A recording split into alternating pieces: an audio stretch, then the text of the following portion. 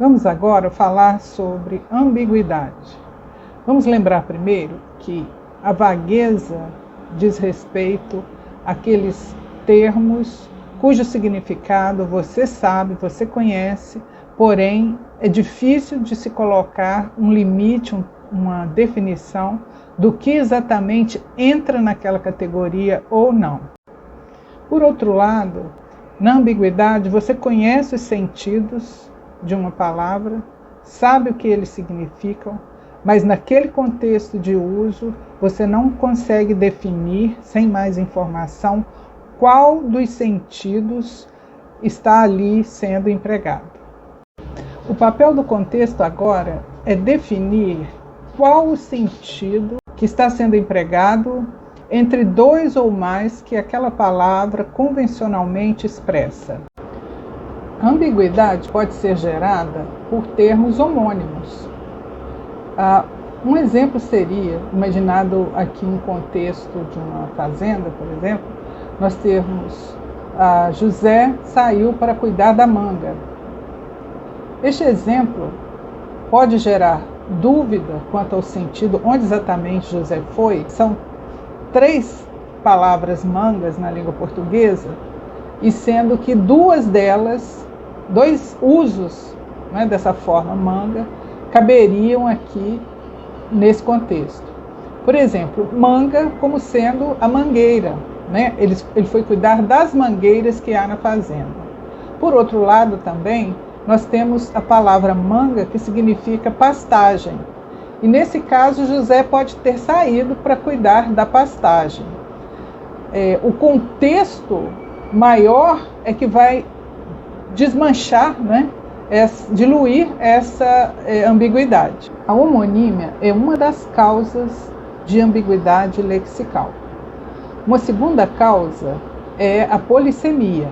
Vamos lembrar que a polissemia diz respeito à situação em que uma palavra possui diferentes sentidos, que vão ser evocados de acordo com o contexto. Um exemplo disso é a palavra folha.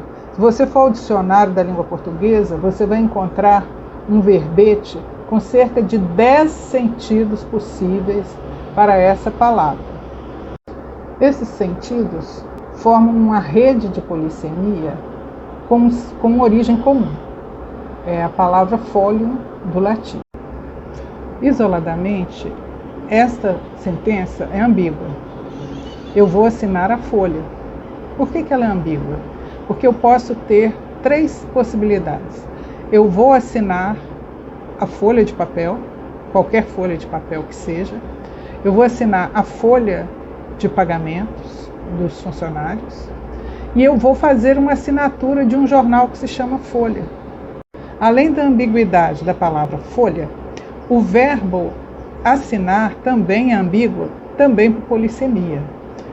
Você pode assinar apondo a sua assinatura em um documento, quanto também você pode assinar no sentido de você pagar mensalidades, se comprometer a pagar mensalidades para receber um determinado tipo de serviço ou produto por um determinado período de tempo.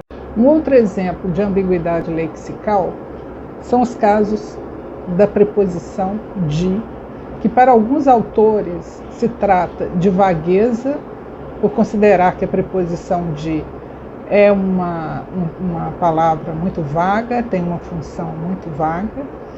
E também há uma versão mais moderna que considera que a preposição de é polissêmica, que na verdade os sentidos diferentes da preposição de estão interligados em uma rede motivada, ou seja, os sentidos estão relacionados entre si por processos metafóricos, por processos metonímicos, enfim.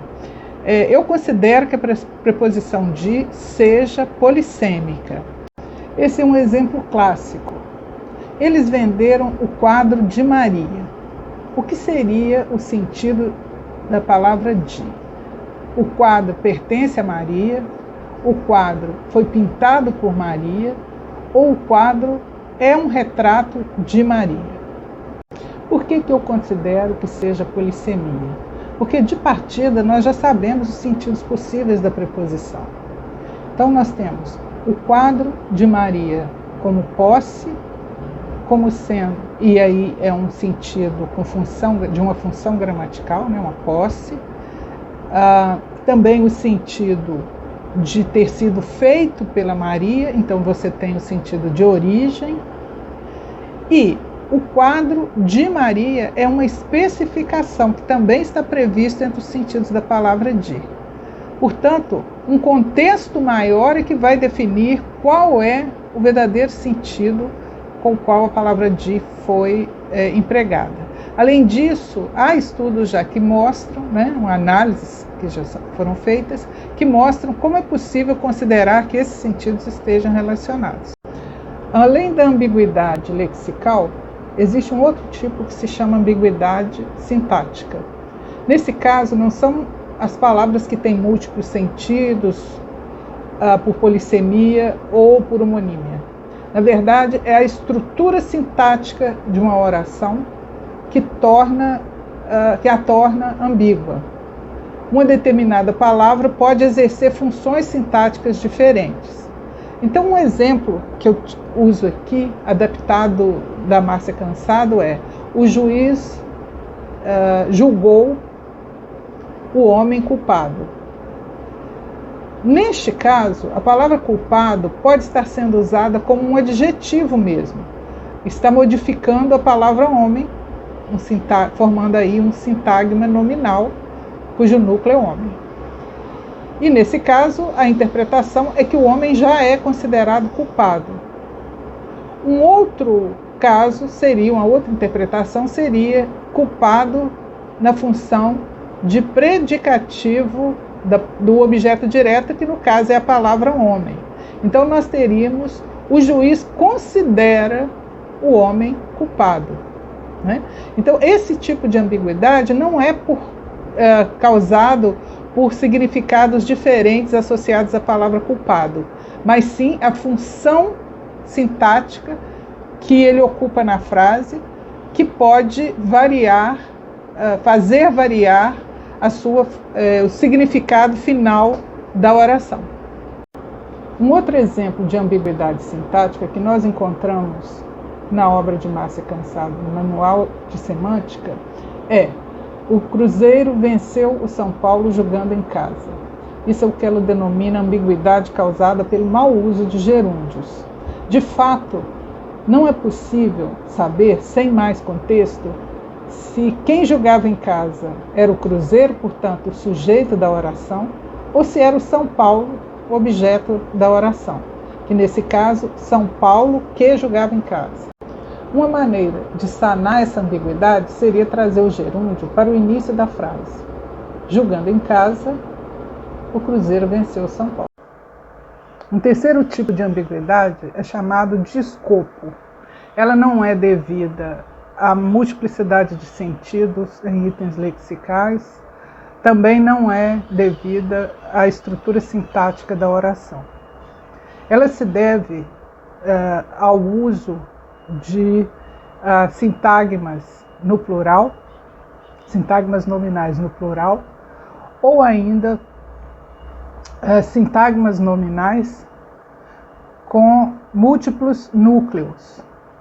Então, por exemplo, no plural, os meninos comeram 6 sanduíches. Este é um exemplo adaptado do Manual de Semântica da Márcia Cansado. Uma interpretação possível é aquela chamada coletiva, em que a expressão nominal plural os meninos é vista como um todo, é interpretada como um todo, e isso quer dizer que o escopo, a abrangência, né, desse sintagma nominal em relação ao objeto direto vai ser o todo, né, os meninos juntos comeram 6 sanduíches, 3 cada um, ou 2, ou 4, enfim.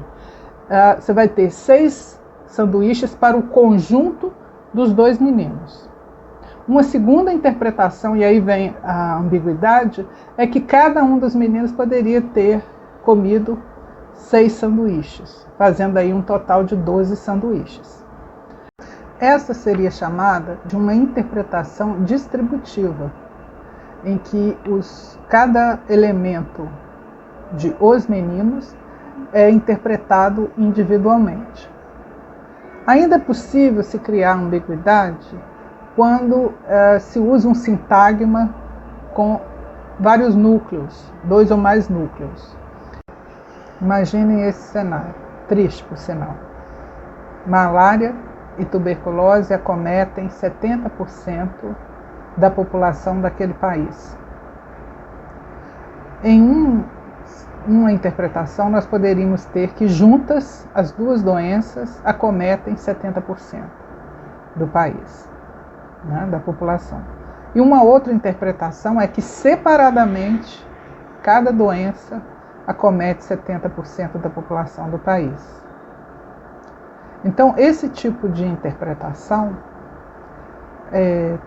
também envolve uma interpretação coletiva, né? As duas doenças juntas, somadas, acometem 70% da população, ou então uma interpretação distributiva em que a estatística vale para cada doença isoladamente.